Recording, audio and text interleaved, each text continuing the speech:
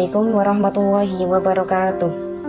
Dalam video ini saya akan membahas tentang tafsir dan tarbawi dalam Quran surat Al-Isra ayat 23 sampai 24 tentang berbakti kepada kedua orang tua.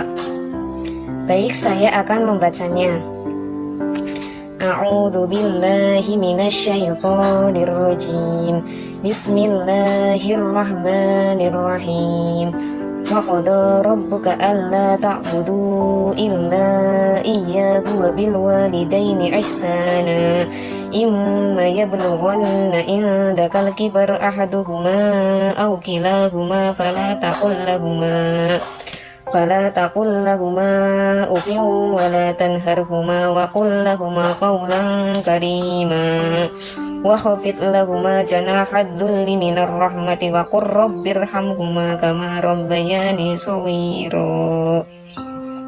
Artinya, dan Tuhanmu telah memerintahkan agar kamu jangan menyembah selain Dia dan hendaklah berbuat baik kepada ibu bapa.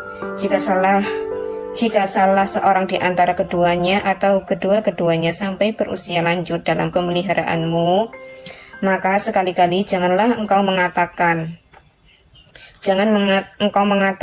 kepada keduanya perkataan dan janganlah engkau membentak keduanya, dan ucapkanlah kepada keduanya perkataan yang baik.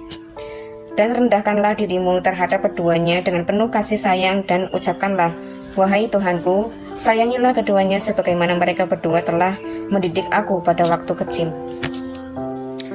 Tafsir dan tarbawi dalam surat Al-Isra ayat 23 sampai 24 diantara lain adalah berbakti kepada kedua orang tua adalah perintah Allah Subhanahu wa taala, atau waqodo rabbuka, yang artinya qada itu hukum Allah Subhanahu wa taala yang bersifat permanen, dan berbakti kepada orang tua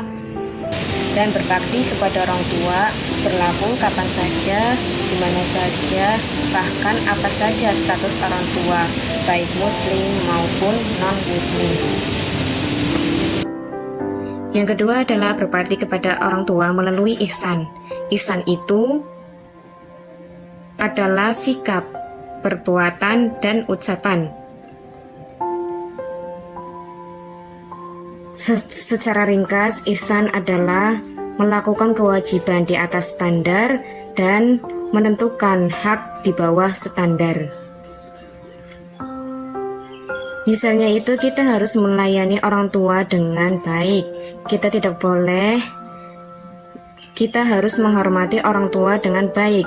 Ketika orang tua melakukan kesalahan pun, kita juga harus menasehatinya dengan baik, karena sebagai jasa orang tua yang telah merawat kita dari hingga kecil sampai dewasa, dan kita harus membalasnya dengan menghormatinya dari pelajaran yang diberikan orang tua. Yang ketiga adalah menghindari tutur kata yang tercela, baik berupa keluhan maupun bentakan. Larangan berbuat tercela kepada kedua orang tua semakin menguat dengan dua kondisi. Yang pertama, anak semakin dewasa, usia dan akalnya. Yang kedua, orang tua semakin lemah, menua, bahkan pikun. Kata ufin secara bahasa adalah kotoran hitam yang ada di bawah kuku. Ayat ini menjelaskan kepada kita agar tidak melukai hati orang tua sekalipun sekecil kotoran hitam di bawah kuku. Yang keempat adalah bertutur kata terpuji atau kaulan kariman, yaitu makna puncak segala sesuatu. Ketika kita berbicara dengan orang tua, intonasinya kita tidak terlalu keras kepada orang tua dan juga tidak terlalu lirih.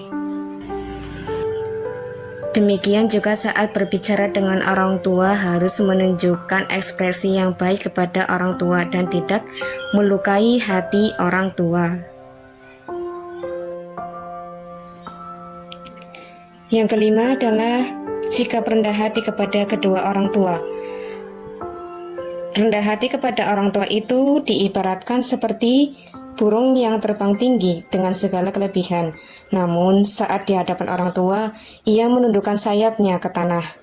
Ini menggambarkan sikap hormat dan rendah hati meskipun seorang anak memiliki pencapaian yang lebih tinggi dalam ilmu, harta, atau jabatan dibandingkan orang tuanya. Demikian yang saya sampaikan. Apabila ada kekurangan dalam penjelasannya, mohon maaf. Wassalamualaikum warahmatullahi wabarakatuh.